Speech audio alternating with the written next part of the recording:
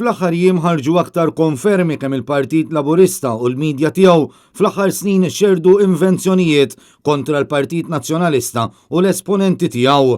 L-aħħar każ kien jitratta id-deċiżjoni tal-Qorti ta' Għawdex li liberat minn kull akkuża lil Tony De Bono, ir-raġel tal-eks Ministru għal Għawdex Giovanna De Bono.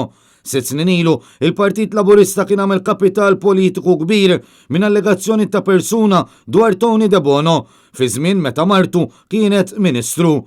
Saħansitra, il-Partit Laburista u l-medja tiegħu kienu jużaw frażijiet bħal skandlu u każ serju ħafna. Każ Giovanna De Bono li huwa każ serju ħafna. Waqt konferenza tal-aħbarijiet tal-Partit Laburista, deputat Laburista Deborah Xkembri saħqet li l-uniku skandlu ministerjali f'Għawdex huwa dak ta' Giovanna De Bono. Hija xi ħaġa inkredibbli kif wieħed mill-ikbar skandli li sirna nafu bih dwar ministeri ma jħammarx wiċċ il-Partit Nazzjonalista. Fost l-oħrajn, reporters ta' Super One kienu jiġu ordnati mit-tmexxija tal-Partit Laburista biex jitolbu l-kap tal-Partit Nazzjonalista ta' dak iż-żmien, Simon Busuttil, biex jerfa' responsabilità wara dawn il-qlajiet. Ċerfa responsabilità politika jekk jirriżulta l-kaxkarza jkun ħadd deċiżjoni fuq Giovanna De Bono. Ċerfa responsabilità, Doktor. Bid-deċiżjoni tal-qorti, issanna l-konferma kif l-istejjer li tant ippumpjaw il-Partit Laburista u l-medja tiegħu ma kienu xejn ħlief invenzjonijiet. Dan kif wara 6 snin illiberat lir-raġel tal-eks Ministru Nazzjonalista li kien akkumpanjat mill-avukat Joe Giglio. U issa, 6 snin wara dawn l-akkużi, il-Partit Laburista qed jibqa' jażel li ma jiskużax ruħu mal-eks Ministru għal Għawdex u r-raġel tagħha.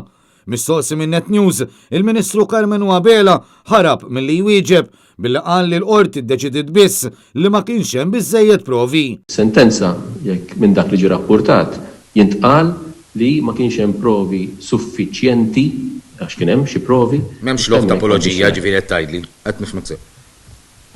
Grazzi ħafna tal-li kontu magħna. U fil-waqt li l-Ministru Mirjam Dalli ma tat l-ebda apoloġija, spiċċajna bil-mikrofon tal-ġurnalista tagħna maqtuħ. Partit Laburista jirrispetta kwalunkwa eżitu ġudizzjarju jew il-ġustizzja tagħna jew il-qrati tagħna li jkun hemm. Se tagħmlu apoloġija ġifieri Ministru.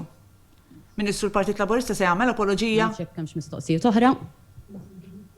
Sa dan it-tant każ ieħor li wera kemm l-akkużi tal-Partit Laburista kienu invenzjonijiet biex jirbaħ il-Gvern kienet id-deċiżjoni tal-Kummissjoni Permanenti kontra l-Korruzzjoni li ftit tal-jimilu ma sabet l-ebda evidenza ta' korruzzjoni jew tixħim fil-mod kif l-Ena Malta kienet dat lill-BWSC kuntratt ta' 200 miljun euro għall-estensjoni tal-Power Station ta' Dellemara.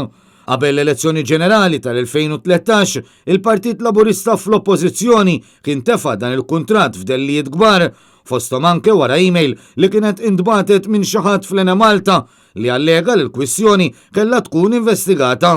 Madankollu, 10 snin wara dawk l-allegazzjonijiet, id-deċiżjoni tal-Kummissjoni Permanenti wkoll turi kif il-Partit Laburista kien ibbaża l-invenzjoni tiegħu fuq email li ma kien fiha l-ebda evidenza.